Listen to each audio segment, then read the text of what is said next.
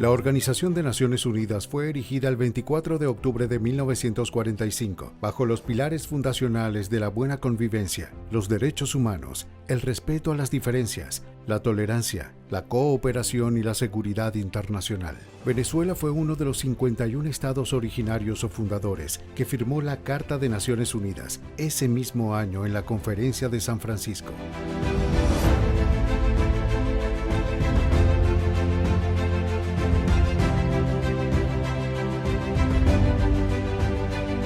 Debido a las facultades que le confiere la Carta Originaria y su singular carácter internacional, la ONU puede tomar medidas sobre los problemas que enfrenta la humanidad en el siglo XXI, como la paz y la seguridad, el cambio climático, el desarrollo sostenible, los derechos humanos, el desarme, el terrorismo, las emergencias humanitarias y de salud, la igualdad de género, la gobernanza, la producción de alimentos y mucho más. La Asamblea General de las Naciones Unidas es el principal órgano deliberativo, normativo y representativo de la ONU y está integrada por los 193 Estados miembros. Allí se reúnen los principales líderes mundiales en un periodo de sesiones anuales de septiembre a diciembre para el debate multilateral sobre temas internacionales, incluidos asuntos relativos a la paz y la seguridad. Durante estas sesiones se discuten y se aprueban mandatos que son aplicados por los Estados miembros, la Secretaría y el sistema de las Naciones Unidas en general.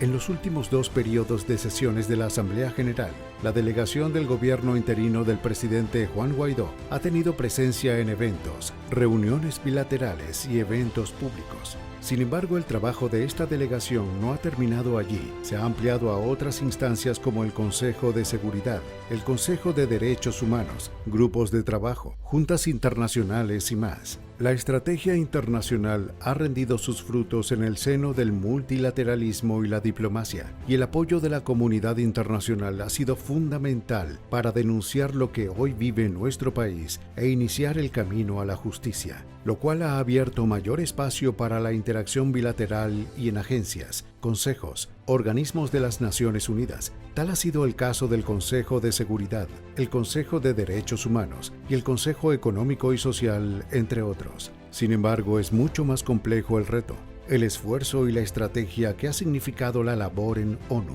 aún más en medio del contexto nacional y mundial que ha impactado al 2020. Yo creo que si uno tuviera que ver en perspectiva los avances entre el 2019 y el 2020, no solamente en UNGA, sino dentro del sistema de Naciones Unidas,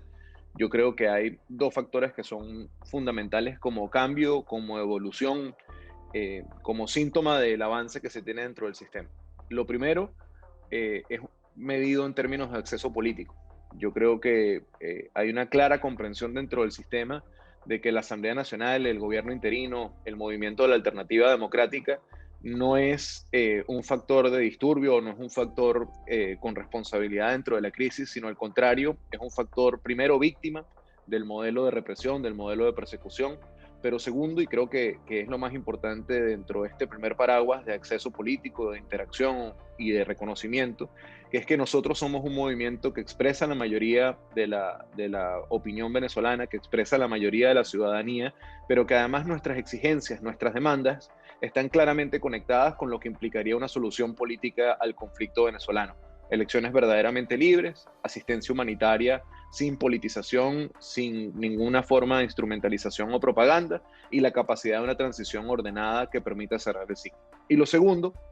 que está estrechamente ligado a este tema de acceso, yo creo que el segundo cambio de paradigma importantísimo que tenemos en Naciones Unidas al cabo de un año y medio de esta interacción, es que ahora hay unas confirmaciones oficiales de verdades que los venezolanos desde hace mucho tiempo sabíamos, pero que no habíamos tenido la capacidad de que un tercero validara y de que se convirtieran en parte del expediente internacional contra la dictadura. En este año y medio ha salido el informe de la Junta Internacional Fiscalizadora de Estupefacientes, que dice que el Estado venezolano está penetrado por el narcotráfico y tiene dentro de su alto mando al Cartel de los Soles. En este año salió el informe de acceso de OCHA, que demuestra cómo claramente el acceso al territorio nacional se está desintegrando y cómo grupos irregulares, grupos colectivos, grupos parapoliciales tienen control sobre todo de áreas fronterizas y mineras. Este mismo año se publicó el informe que demuestra que en Venezuela 1/3 de la población está en condición de inseguridad alimentaria. El informe del Programa Mundial de Alimentos y las perspectivas de seguridad alimentaria en Venezuela.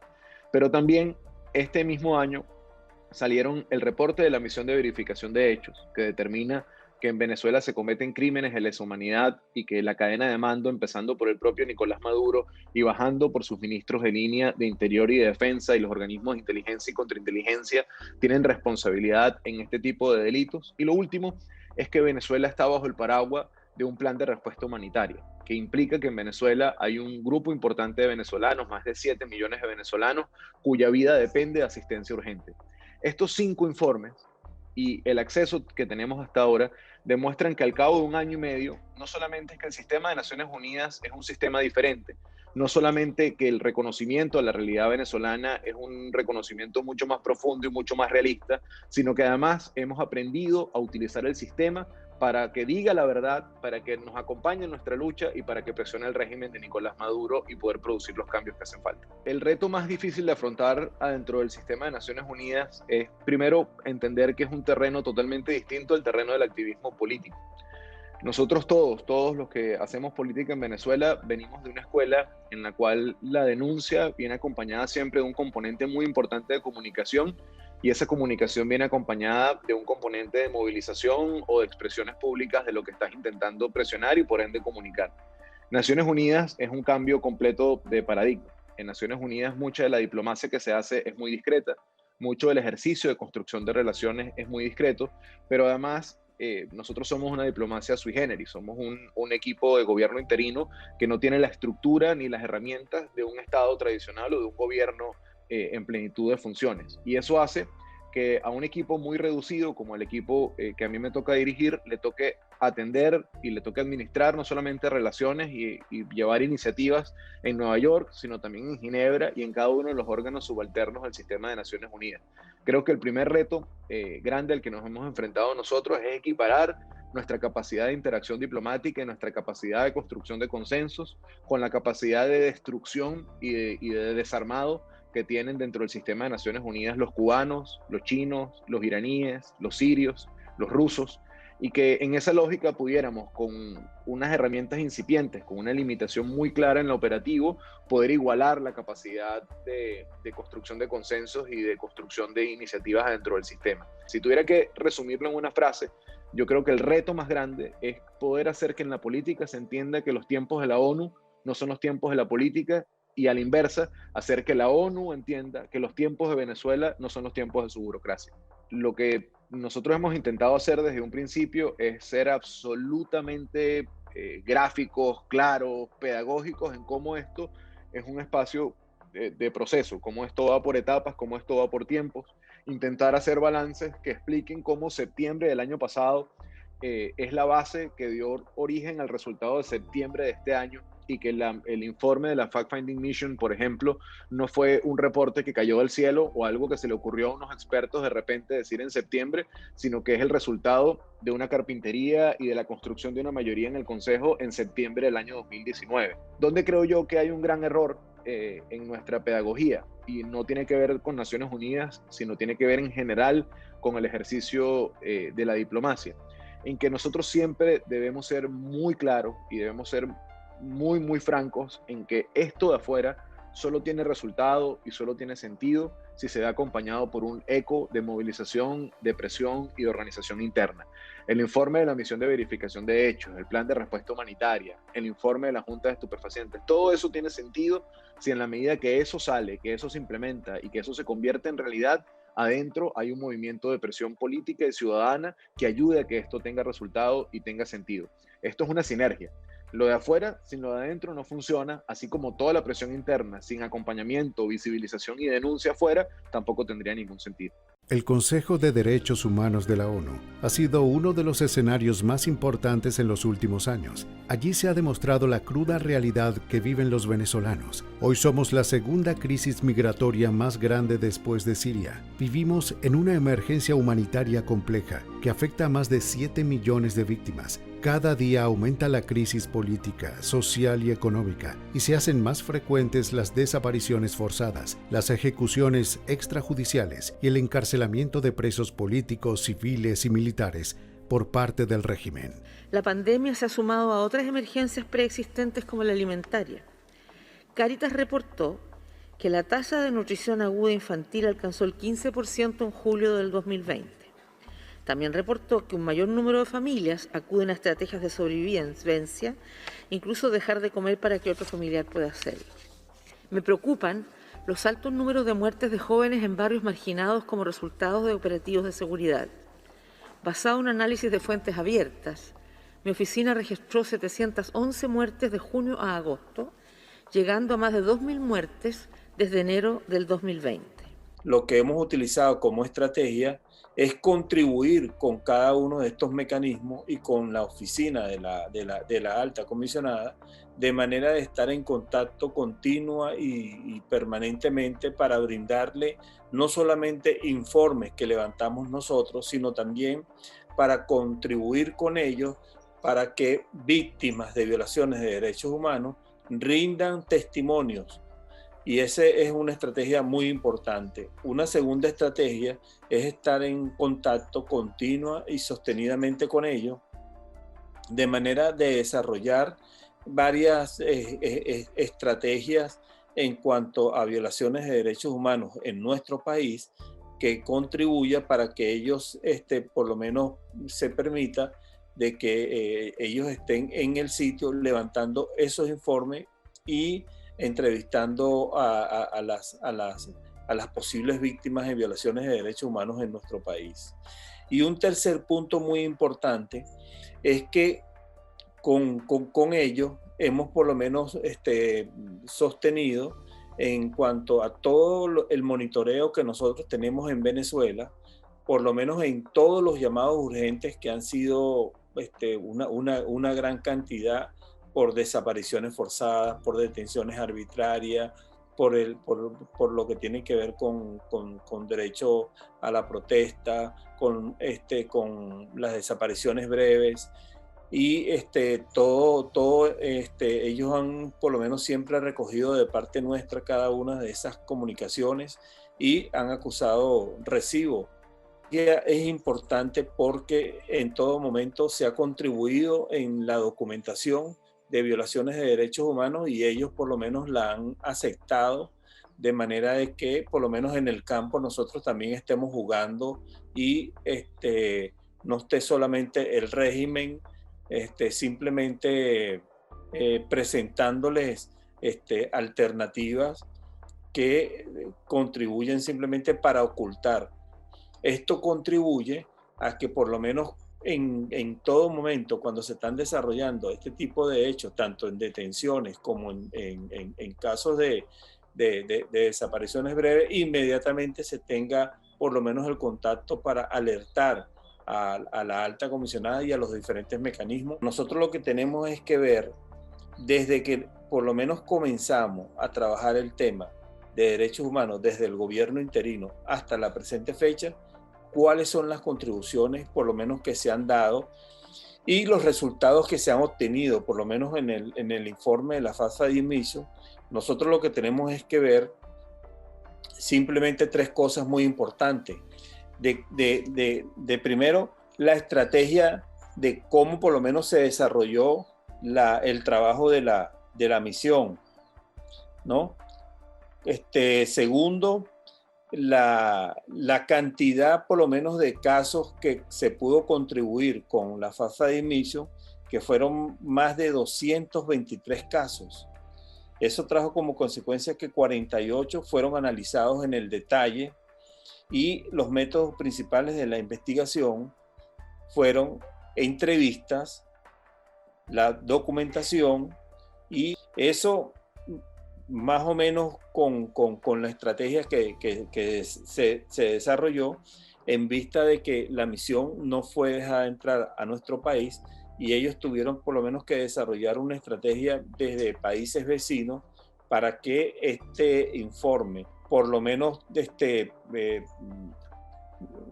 desnudara las violaciones que incluso fueron calificadas con una responsabilidad penal individual. Esto representa para las víctimas una esperanza de justicia muy importante. Para las organizaciones de derechos humanos representa un esfuerzo muy importante que se ve traducido en blanco y negro en el trabajo de esta misión. Y para las comisiones de derechos humanos del gobierno interino, un esfuerzo muy importante que por lo menos se ve traducido, y creo que la importancia que tiene esto, uno, a nivel interno, que le dice a los organismos que tienen que investigar. Dos, le abre a la Corte Penal Internacional para que de la fase en la que nosotros estamos en los actuales momentos pasen ya a la fase 3. Y un tercer punto muy importante que abren es que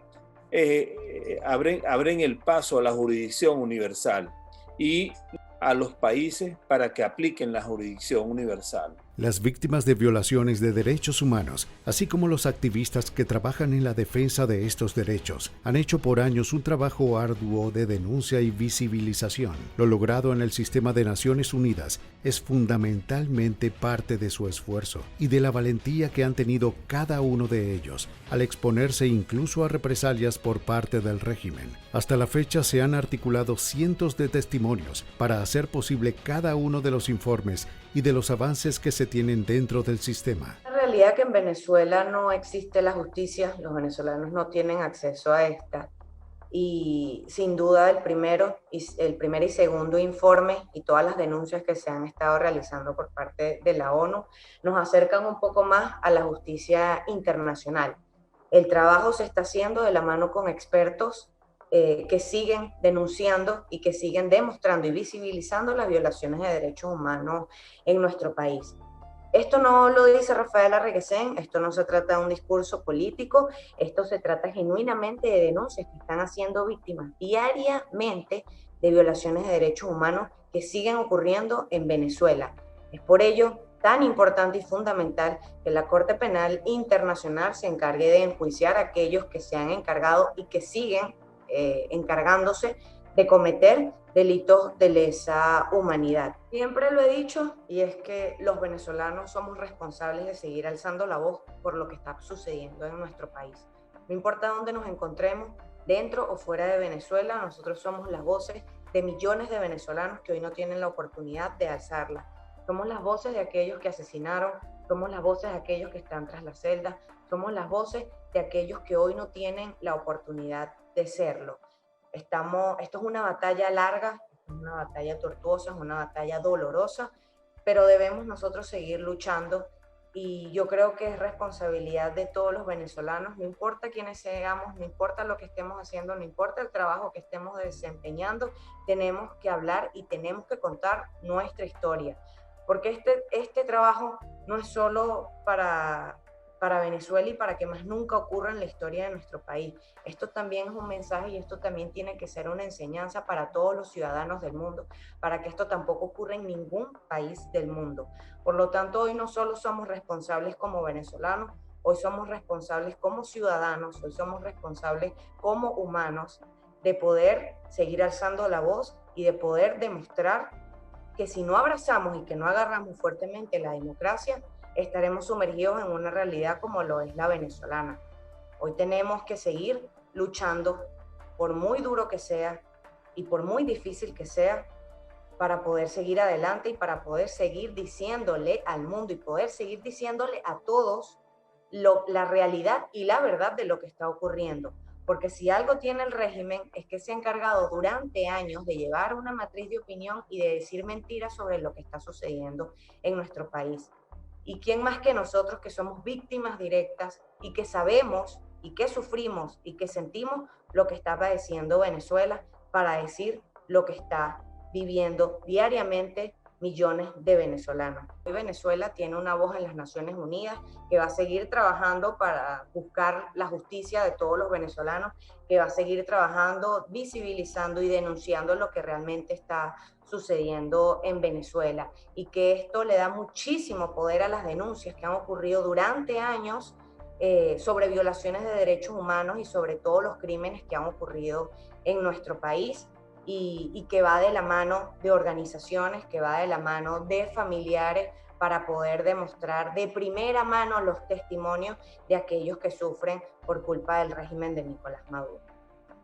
La Organización de Naciones Unidas es hoy el único reducto de diplomacia en el cual el régimen de Maduro continúa teniendo legitimidad. No obstante, cada día sus espacios se cierran más y su capacidad de interacción con los actores del sistema y con sus aliados se ve disminuida, pues Naciones Unidas hoy no puede cerrar los ojos e ignorar lo que sucede en nuestro país. Estas Naciones Unidas que hoy han publicado todos estos informes y que tienen todos estos procedimientos especiales sobre Venezuela, es el mismo sistema que hace años atrás ponía a Chávez como el modelo de política y distribución de la riqueza, o el mismo sistema que a principios de Maduro lo defendía y lo colocaba como un ejemplo de soberanía alimentaria. Recordemos el premio de la FAO antes de las elecciones parlamentarias del 2015. Este sistema es el mismo sistema que durante un buen tiempo colocaba a la revolución bolivariana como el modelo de emancipación de los pueblos indígenas y distribución de los recursos en una nación. Que este mismo sistema sea el que hoy dice todo lo que dice, creo que tiene un gigante valor agregado. Lo segundo es que convivir en un sistema donde el régimen es la autoridad reconocida también nos ha obligado a nosotros a construir muchos mecanismos fuera de la caja, primero de acceso al sistema. Y ahí hay que reconocer el apoyo de los Estados miembros, hay que reconocer que muchos países han decidido darnos un espacio en sus delegaciones en momentos diferentes para poder interactuar, y que también la sociedad civil nacional e internacional ha entendido o ha conseguido en esto un espacio de coordinación y de complementariedad dentro de su acción. Y creo que eso nos obliga además a que nosotros tengamos que ser el doble de responsables y de serios de lo que seríamos en cualquier otro contexto. Porque acá no solo nos enfrentamos a la rigurosidad del sistema, sino que además sabemos que cada paso que vamos a dar va a ser confrontado y va a estar sometido al escrutinio del régimen de Nicolás Maduro, de los cubanos, de los iraníes, de los chinos, de los rusos, de los sirios, y eso implica que tengamos que trabajar con el doble de profesionalismo. Y creo que hay una cosa más de comprensión. El proceso para cerrarle los reductos de diplomacia a la dictadura de Nicolás Maduro tienen en la ONU la guinda del pastel. Tienen en Naciones Unidas el último espacio que en este tiempo Maduro ha intentado utilizar mucho.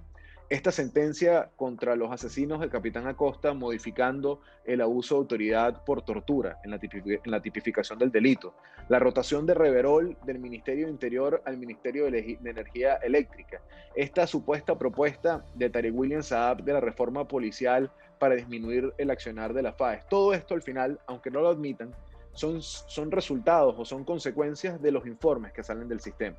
Y aunque eso no va a cambiar la realidad política, ni va a cambiar la puerta giratoria, ni va a cambiar la realidad represora, se obliga al régimen a ir quemando actores y deja un mensaje dentro del régimen que es muy importante. El sistema que te reconoce está dispuesto a juzgarte, está dispuesto a condenarte y está dispuesto a llamar al resto de los países a que actúen para presionarte en cierta dirección. Y eso en sí mismo es un resultado muy valioso que yo creo que nuestro propio maximalismo no nos permite comprender siempre. Y creo que es natural. Un país como el nuestro, que la gente se muere de hambre, que no consigue medicinas, que la gente la mete en presa, como está preso en este momento Roland Carreño, es un país que difícilmente puede alegrarse por victorias parciales. Pero nosotros que estamos en este trabajo tenemos el deber de tenerlas en el balance y de poder asumir que, si bien es un enorme reto, que el reconocimiento lo tiene Nicolás Maduro, también nos ha dado una enorme oportunidad de contraste y de cerrar ese reducto para ellos. Han sido 2 décadas en las que el régimen se ha encargado de que las violaciones a los derechos humanos sean parte de su estrategia política, y millones de venezolanos han sufrido las consecuencias. Estas víctimas y sus familiares luchan día a día por la búsqueda de la justicia que se les ha negado, y ese camino hoy está un paso más cerca. Para ello, el rol de la Corte Penal Internacional y la presión interna y externa que ejerza la ciudadanía deben ir de la mano. En cuanto a la Corte Penal Internacional, en general es una instancia que ha sido muy criticada por la figura de la fiscal. Fatwa Bensouda es una persona sumamente cuestionada porque ella ha retrasado bastante, no solo el caso venezolano, sino muchos otros, pero la Corte muy tímidamente ha sacado su pie fuera del continente africano y en el caso venezolano está todavía en una consideración preliminar. Lo que sí ha sido un paso hacia adelante es el informe de la Fact-Finding Mission, o la misión de determinación de hechos, que es otro tipo de instancia internacional y que es una instancia independiente, y en ella se estableció con una metodología sumamente seria la Comisión de Crímenes de Lesa Humanidad en Venezuela. Esto es un hito en lo que respecta el proceso de reivindicación de las víctimas y de sus familiares. Pero en todo caso, la remisión de las conclusiones de la Fact-Finding Mission deben ser remitidas a la Fiscalía de la Corte para su toma en consideración en el caso venezolano. Hay un punto muy importante y hay que tener muy claro que las peores violaciones de derechos humanos probablemente están por venir. Normalmente estas suceden cuando un régimen autocrático, una dictadura, sabe que va a perder el poder y arremete masivamente en contra de la población civil. Eso por una parte, de manera que todavía no hay un capítulo final escrito sobre ese tema. Hay que ver también que el caso venezolano es particular. Si bien es cierto que hay violaciones masivas de derechos humanos, si bien es cierto que hay más de 5 millones de inmigrantes fuera de Venezuela que se puede equiparar, digamos, como el caso sirio, no es un conflicto armado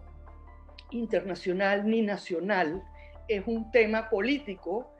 y muchos países, digamos, presentan características similares al caso venezolano. De manera que el tema internacional, si bien es cierto que es muy importante, no sustituye la dinámica interna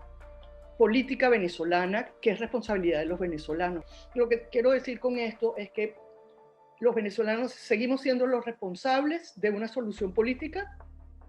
tanto los que están dentro de Venezuela, que digamos tienen dificultades enormes para ejercer sus derechos políticos, y los que están afuera también. Hay una cosa, que esa brecha entre los venezolanos adentro y afuera se está acrecentando, y es un hecho bastante lamentable que entorpece la necesaria unidad en torno a una solución política venezolana. Ahora, de cara a los próximos meses, es necesario continuar aumentando la presión al régimen, y para ello es necesario continuar articulando esfuerzos que permitan aumentar la capacidad de interacción con el sistema de Naciones Unidas, que la realidad de nuestro país sea replicada por el mundo en el seno de la diplomacia internacional. En cuanto a estrategias, si uno tuviera que pensarse el siguiente año de Naciones Unidas, hay varias áreas, unas que están muy claras en las que debemos avanzar porque es trabajo que se ha iniciado, y otros que debemos iniciar. En lo iniciado está poder garantizar que el Plan de Respuesta Humanitaria 2021 no sea publicado en agosto, sino que pueda tener alguna forma de actualización en el primer trimestre,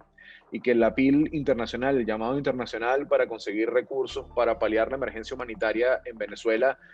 tenga el tiempo necesario, las condiciones necesarias, y se pueda hacer en los tiempos que ordinariamente ocurren en la comunidad internacional. Hasta ahora eso ha sido imposible por el régimen, que cada intento de plan de respuesta humanitaria lo retrasa y lo burocratiza a tal punto que termina saliendo siempre entre julio y agosto, cuando es un procedimiento que debería terminar entre marzo y abril. Un segundo objetivo tiene que ver con aumentar la capacidad de atención a la crisis de refugiados venezolana. ACNUR, creo que muy acertadamente, ha empezado a hablar del desplazamiento humano de los venezolanos como la segunda crisis de refugiados más grande que hay en el planeta.